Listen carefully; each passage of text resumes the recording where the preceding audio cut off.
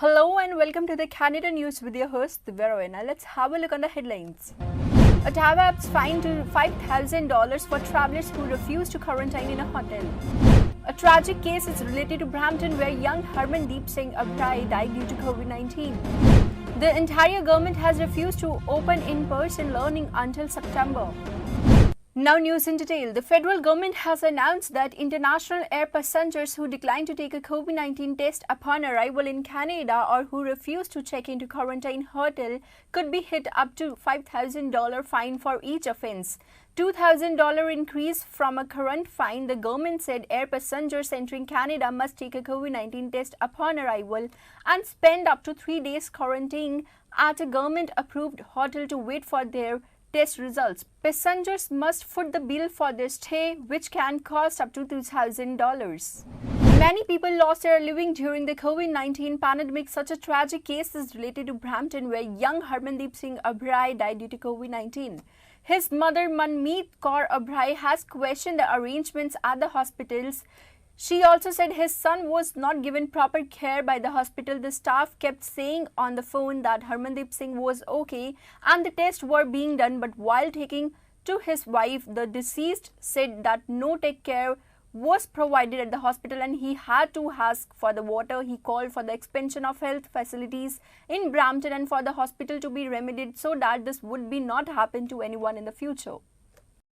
मैनू पहले कोविड होया क्योंकि मैं 14 तो लैके 20 अप्रैल तक मैं हॉस्पिटल जाती सी जे मेरी कॉन्ट्रैक्ट ट्रेसिंग करो तो मैं हॉस्पिटल घरों हॉस्पिटल तो मैनू 20th नाइट तो बाद मैनू सिम्पटम्स लगे मेरे माम लास्ट डेज सीगे मैं जा रही सी उन्होंने डेथ 20th अप्रैल नू रात नू हो गई उस तो बाद मैं सिम्पटम्स लगे 22nd नू मैं टेस्ट करवाया तो मेरा टेस्ट रिजल्ट पॉजिटिव आया चाहे मैनू 24 तरीक नू पता चलिया पर मैं आइसोलेशन चली गई मेरे हसबैंड नू भी हो गया फिर हरमनदीप सिंह जिहड़े साडे नाल रहिंदे सी उन्हां नू भी 26 तरीक नू ज़्यादा सिम्पटम्स होने शुरू हो गए उन्होंने टेस्ट 27 नू कराया तो पॉजिटिव आया उन्होंने थोड़ा फीवर सीगा जिहड़ा घर ही असी मतलब ट्रीट किया 29th नू रात नू उन्हां नू बड़ी बेचैनी हुई कि वो 2-3 रातां सो नहीं सके सी 30 तरीक सवेरे वो हॉस्पिटल उन्हां नू ड्रॉप किया उन्हां दी वाइफ ने तो जो उत्थे रिसैप्शन ते सी उन्होंने क्या यू आर ओके उन्होंने ना टेस्ट किया कुछ नहीं उन्होंने बस क्या कि तुसी घर जाओ आइसोलेट हो तो टाइलेनॉल कोल्ड एंड फ्लू तुसी ले सकते हो वो बड़े डिसहार्टन जे आए पर उन्होंने जो भी टाइलेनॉल वगैरह लई पफर वो लेंदे सी आसमा सीगा उन्होंने 30 तरीक तो बाद फिर 2 तरीक सवेरे 1:45 बजे उन्होंने बहुत ज़्यादा तकलीफ हुई उन्होंने लगे जिस तरह पास आउट हो जाएंगे क्योंकि वो सो नहीं पा रहे थे कंटीन्यूअस नेज़ल ड्रिप हो रहा सी अंदर इंटरनल असी 911 कॉल की क्योंकि बिल्कुल साडे घर तो बहुत नेड़े है एंबूलेंस का स्टेशन एंबूलेंस आ गई हरमनदीप थोड़ा एनजाइटी जी हो गई उन्होंने डायरिया जा फील होया वॉशरूम च निकले मैं बाहर आई तो पैरामेडिक्स कहते is the patient passed out मैं कहनी he is okay bring him out The Ontario government has refused to open in-person learning until September. This issue also resonated in the Ontario Legislative Assembly, where leaders of the opposition, Andrea Harwood, sought to ask the government on the basis of an earlier statement by the Education Minister. The Minister, Stephen Leche, made it clear that safe steps would be taken only on the advice of the Chief Medical Officer. The Minister of Education on November 18th said in this legislature, and I quote, It is quite obvious, according to leading medical experts across this province, that transmission is not happening within school. This is, of course, in reference to COVID-19. So my question is this Premier and this government prepared to stand behind that statement? To reply, the Minister of Education. Much, Mr. Speaker. It is the position of the Chief Medical Officer of Health from September to the present. He was asked just last week a question on the safety of schools, and he said and confirmed that schools have been safe in the province of Ontario, that 3 out of 4 schools in the province do not have a case of COVID, an active case, when we close them at the peak of the 3rd wave. Mr. Speaker, we have put in place a $1.6 billion plan. We have followed the best medical advice. And according to medical officers of health in Ontario, the Chief Medical Officer of Health, and a variety of other pediatric institutions, including the scientific director of the Ontario Science Table, who said, quote, Ontario, unlike other places in the world, did a relatively good job. If you compare to the UK, our way of cohorting, our way of masking kids is much, much better, end quote. Mr. Speaker, we're going to continue to follow that advice and most especially continue to invest to keep kids safe. Supplementary. Today's Toronto Star reveals that on the very following day from when this minister made the claim about schools being safe, his ministry folks were hearing the exact opposite from experts at Sick Kids. In fact, Ministry of Education staff wrote the following note, and I quote, "Is there any transition happening in schools? We don't know." So why was the minister telling parents and teachers and kids and, in fact, members of this legislature that there was no transmission happening in schools while his own team was admitting that they didn't know? Minister of Education. Speaker, the principal advisor to the Cabinet, to the government and the province of Ontario is the Chief Medical Officer of Health. Now, while I know when given the opportunity to affirm her public commitment to him, to the lead scientific leader of this province in the midst of a pandemic, they opted not to renew and instill confidence in him. But we have followed that perspective, and most especially in the context of our testing program, what we have noted is that we're one of the only provinces in the nation that has a targeted asymptomatic testing program. MPP Amarjot Sandhu once again raised the issue of reopening the international border, who said that with the opening of US border, new variants can come. Because this has happened before, the Sandhu also asked the Solicitor General about this, to which the Solicitor General, who clarified that there is no time yet to open the border because it could spread COVID. So the Prime Minister should seriously consider this issue and understand Ontario's suspicions. We know that stricter border measures stop the spread of COVID-19. This reality is backed up by hard evidence and data. All the cases that we have in Ontario can be traced back to origin outside of Ontario. Ontario is finally getting closer to opening, yet now we are hearing about the federal proposal to on lifting border restrictions. We know that it isn't just about international travelers from overseas. COVID-19 can enter Ontario from the United States too. So can the Solicitor General remind the House what our government's position is on opening our borders so soon? General. Thank you, and thank you to the member from Brampton West for this important issue that he has raised. I and we have consistently called on the federal government to enhance our safeguards at our border. It's disappointing, but unfortunately doesn't surprise me that the federal government is looking for ways to reopen the border. The Prime Minister needs to take the border issue seriously, but instead he keeps ignoring Ontario's concerns. Ontario is starting to see some incredible progress as a result of everyone's sacrifices. Finally, we can see our numbers gradually coming down. Our vaccines are at a record level, averaging approximately 1 million doses a week. It's time for the Prime Minister to take this seriously, just like we are, and address the border issue by implementing stronger requirements, not by seeking out ways to remove them. Thank you. The supplementary question. Thank you, Speaker, and thank you to the Minister. We are all aware of how the original COVID-19 virus got here. It was through travel. Every variant of concern that filled our ICUs came from outside of Ontario. Although we all look forward to our American friends being able to visit once again, now is not the time. Back to the Minister. Can she explain why this is not the time to have a return of American travelers? Solicitor General to once again reply. We know that mobility is a factor in the spread of COVID, which is why now is not the time to open our borders. Yesterday, I spoke about the importance of our border controls with our neighbouring province of Manitoba and how it is working. On one side of the border, cases are increasing, and we will continue to help Manitobans with 34 Manitobans currently in Ontario's ICUs. Ontario has had to make great sacrifices to get to the point where the stay-at-home order is being lifted at 12:01. Last night, for the first time in months, there were hockey fans in person watching the Leafs game, and despite the unfortunate results, the return of sport is an exciting step in the right direction. We have seen how just a few travellers infected with the new variant can set us back literally for months. This is not the time for the federal government to lift restrictions at our borders. MPP Gurratan Singh once again raises the issue of Brampton's healthcare crisis. He said there was a hospital in the city and the COVID had badly affected the city. He demanded that the government provide resources to the city. Health Minister Christine Elliott claims that the government has provided resources to the hotspots and provided 50% vaccinations. Since the beginning of this pandemic, I have repeatedly stood in this House and raised the alarm about Brampton's healthcare crisis. Brampton has only one hospital, Brampton Civic, and it has been pushed to the limits as frontline workers there have cared for Bramptonians who are struggling to breathe during this devastating third wave. We have consistently had the highest positivity rates, and our hospital has struggled to care for people who are getting sick across our city. On the weekend, the Toronto Star published a story where they shared the harrowing accounts of healthcare workers at Brampton Civic who had to deal with this pandemic firsthand. Jennifer Shields, a registered nurse, described how COVID-19 hit Brampton Civic. She said, "Now we see whole families, the mom and dad upstairs on a ventilator, the son coming into our ER because he can't breathe. This time around, it really feels like more of a nightmare."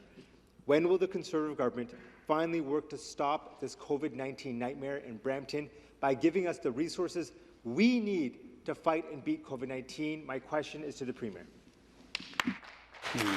Deputy Premier, the Minister of Health. Thank you very much, Speaker. And to the member opposite, I would say, through you, Mr. Speaker, that Brampton has been receiving extra resources and extra help, recognizing that there are a number of traditional hotspots in the Brampton area, as well as hotspots that have been further identified by the local medical officer of health. That is why we took into effect along with other hotspots in the province of Ontario. And for 2 weeks during the month of May, we took 50% of the vaccines that were coming in and dedicated them to the hotspot areas in order to boost the vaccination rates and make sure that people would be properly protected from COVID-19. That strategy has been extremely successful, and I could advise the House through you, Mr. Speaker, that we now have areas in the hotspot areas that have 8% more people vaccinated than in non-hotspot areas. Brampton received its share because of the number of hotspot areas that were identified, and we'll continue to follow up with all of the clinics that we have to continue with first and second doses. Canada's Chief Medical Officer Dr. Theresa Tam said 2,700 cases had been reported daily in the past 7 days, which is 70% less. The reported death toll has also come down to 25%, and Canadians are united in the fight against the epidemic. Dr. Tam also spoke about the nascent new vaccine guidelines. The steady decline in COVID-19 disease activity continues. The latest 7-day average is now below 2,700 cases reported daily, which is a 70% decrease from the peak of the third wave, with a considerable decline in infection rates.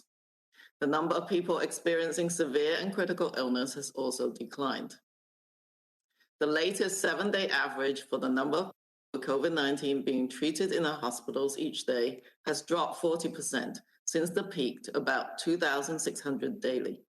Of these, on average, under 1,100 were being treated in intensive care units, down 25% since the peak, and average daily deaths are now also down 25% to 39 deaths being reported daily. Although the long months of this pandemic have been difficult, Canadians have worked together to get through the hardest parts, overcome the challenges of the many uncertainties we've encountered, and stepped up to do their part at every turn. This is perhaps no more evident than now, with vaccine uptake increasing in leaps and bounds as supplies have increased and rollout expands. At the same time, Canada's dedicated and diverse health and research professionals have continued to monitor vaccine safety, evaluate effectiveness, and assess the latest evidence on COVID-19 vaccines and vaccination programs in Canada and worldwide. As part of this real-time monitoring and expert review of the latest scientific evidence, Canada's National Advisory Committee on Immunization, or NACI, has worked to quickly adapt its guidance on the use of COVID-19 vaccines in Canada to ensure optimal protection of Canadians at pace with the ever-changing. People have been badly affected by the pandemic, and young people and children are also facing mental health problems. So the entire government has announced 31 million to expand mental health services, which will provide these services to 40,000 youth and children. Our government is committed to building a mental health and addiction system that works for all Ontarians, no matter how old you are or where you live. Throughout the pandemic, supporting the mental health and well-being of children and youth has never been more important. When children and youth are struggling, families and entire communities struggle. And we know the past year has been extremely challenging for children and youth, especially as we've had to adjust to remote learning. That is why our government is putting kids and families first by investing over $31 million in targeted supports for mental health and addictions treatment services for children and youth and their families.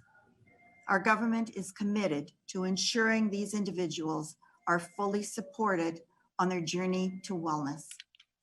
This funding will improve access to specialized mental health services, shorten wait lists and wait times, and support the mental health and well-being of our province's most vulnerable children and youth. By ensuring children, youth, and families can access the supports they need when they need them, we can improve health outcomes and prevent costly and unnecessary hospital visits, especially as our hospital sector continues to respond to the pandemic. This funding will also help launch a first-of-its-kind virtual walk-in counseling program, which is expected to support over 14,000 children and youth across the province. Today's investment flows through Roadmap to Wellness, our government's plan to build a comprehensive, connected mental health and addiction system that effectively responds to the needs of Ontarians at any age.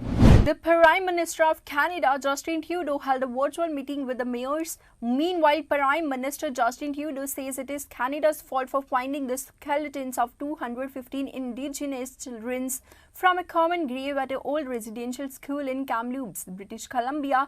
He also said Canadians could not close their eyes and say it did not happen. Canadians must acknowledge that country has failed in its duty to these children, their families and their communities. We've got a lot to discuss today, and first and foremost, I must begin with the horrific discovery of First Nations children buried at the former residential school in Kamloops. Our country failed them. It failed their communities and their families. That is the truth, and it is a truth we must all face. Over the weekend, cities and towns from coast to coast to coast half-masted their flags. Thank you. It is vital that as a country, we all acknowledge this appalling and shameful policy of residential schools. In the weeks and months to come, there will be much, much more work ahead. Yesterday, I met with my cabinet to discuss our next steps on concrete action to support survivors, families, and Indigenous peoples. This is work we must all be part of, because as the Truth and Reconciliation Commission calls to actions remind us, any efforts to repair the terrible wrongs done by residential schools can only happen if every order of government takes action alongside Indigenous peoples. This is all of Canada's responsibility as we walk together on the path of reconciliation. Des centaines d'enfants ont été enterrés dans une tombe anonyme. Ça s'est passé ici, dans notre pays. Ils se sont fait voler leur avenir. Leurs familles et leurs communautés n'ont jamais pu les revoir. Le Canada les a abandonnés. En tant que pays, on doit toujours choisir de faire mieux. Chaque fois qu'on fait face ensemble à des défis ou à des horreurs, on doit toujours garder un objectif commun en tête, celui de bâtir un pays meilleur et plus juste pour tout le monde. Pour y arriver, il faut... The Conservative Party has demanded that Prime Minister Justin Trudeau share secret documents from Wuhan with Canadians about transmitting the Ebola and Honeypot viruses. And there are two scientists who have ties to Chinese military who have accused the Prime Minister of hiding the truth. Today, Canada's Conservatives are demanding that Justin Trudeau release the secret documents that he's been hiding from Canadians. These documents are about the transfer of Ebola and Hennepin viruses to the Wuhan Institute of Virology in March 2019. The documents also contain information about scientists with ties to the Chinese military who had their security clearance revoked and were fired after the transfer. For years, Canada's security services have been warning the government and universities about the risk of research cooperation with Communist China. How could two scientists with deep connections to the Chinese military, Prime Minister Trudeau reversed a decision to block the sale of a Canadian security firm, ITF Technologies, to a Chinese state-owned enterprise. ITF Technologies had contracts with the Pentagon and our closest allies, yet the Trudeau cabinet approved this Chinese corporate takeover despite repeated warnings from Canada's national security agencies.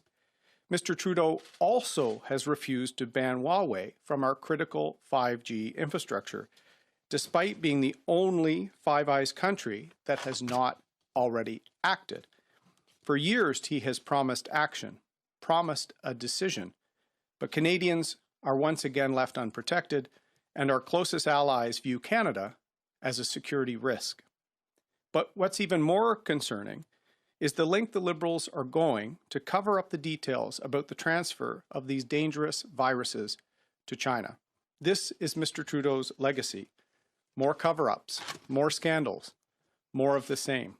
There's only one choice to secure Canada's future and the transparency Canadians deserve, and that's Canada's Conservative Party. Prime Minister Justin Trudeau has promised municipal leaders that the federal government will do its utmost to help reduce high housing prices. Trudeau says high housing prices make middle-class families struggling. Housing prices have skyrocketed across the country. It has also increased demand and reduced supply due to low interest rates and forced labor from homes due to the pandemic. Trudeau says that because of this, having a home in Canada's major cities has become inaccessible to many. He also said it could take up to 280 months for a typical family to save a down payment to buy a home in a place like Toronto. Speaking to Federation of Canadian Municipalities, Trudeau said his government would take concrete steps to change that. But he also said that the federal government alone cannot reduce these housing prices, so all levels of government must work together. So that's all we have in this bulletin. Thanks for watching. Stay tuned for more updated news.